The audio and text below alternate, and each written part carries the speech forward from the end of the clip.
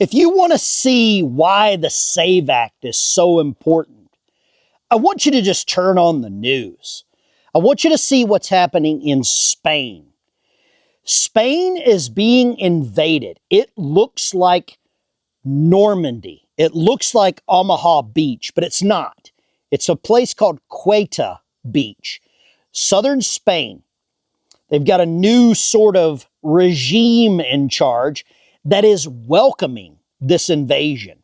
And there are thousands, literally thousands of military-aged Muslim men invading the southern border of Spain. They're swimming around the borders that are established in the water, and this is an actual invasion. They should declare a state of emergency. They should deploy the military. But I don't think they will, because the European Union, which Spain is a part of, has become so empathetic that they are welcoming this. And right now, this is a perfect example of why the SAVE Act is so important for what I would say, the sovereignty here in the United States. And for some reason, our elected officials, members of Congress, members of the Senate, are not taking notice. And all of them that are avoiding passing the SAVE Act, I think should be forced to watch what's happening. Now, we know what happened during the 4 years of the Biden administration. We know what happened. It is undeniable. And even people here in America recognize it, but they just won't say anything out loud.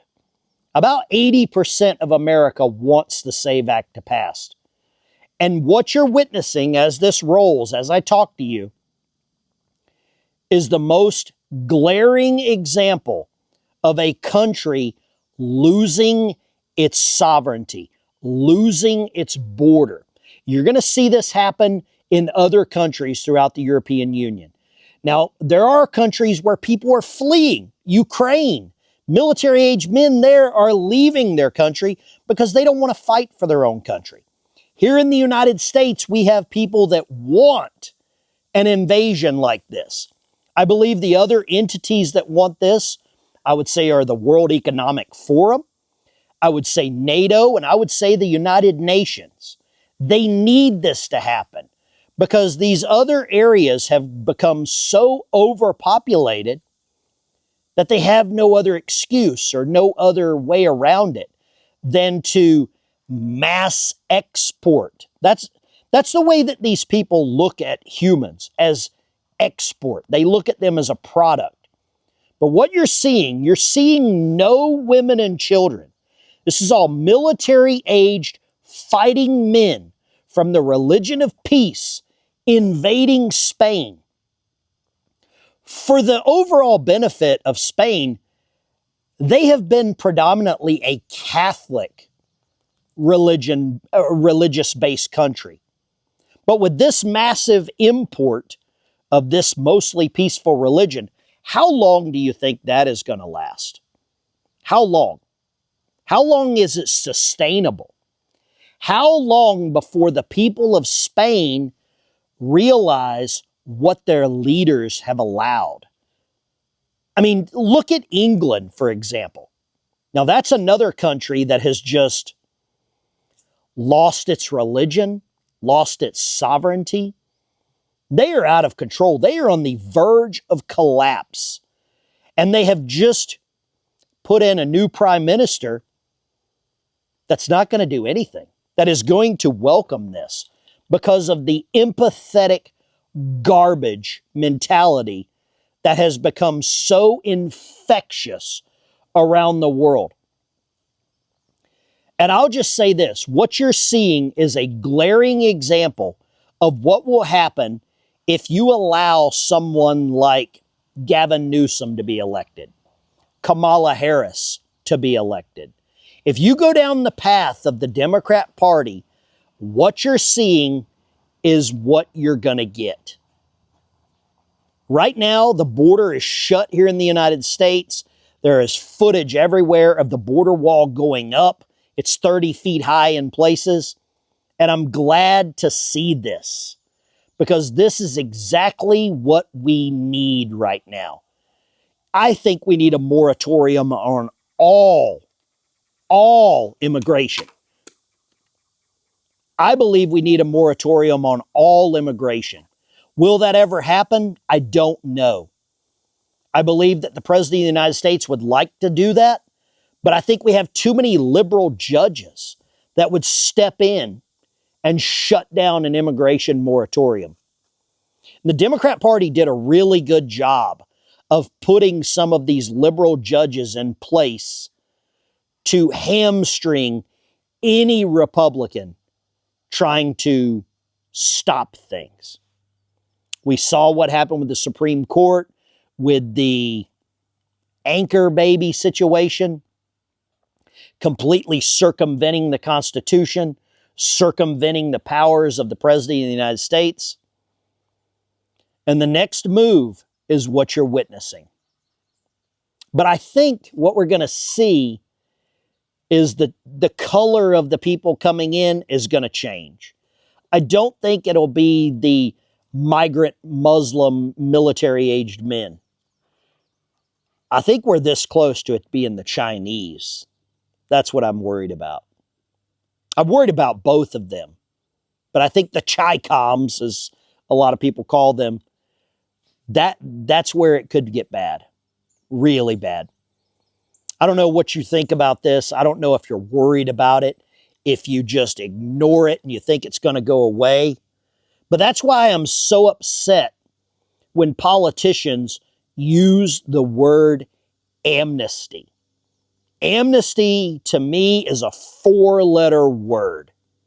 And it translates to free. Free citizenship, free benefits, free rights, free everything. That's what amnesty is.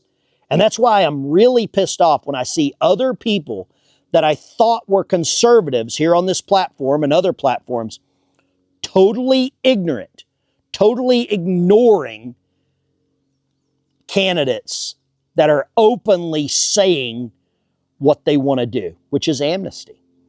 Even if it's for a week, even if it's for a day, even if it's for a minute, amnesty is wrong on every damn level.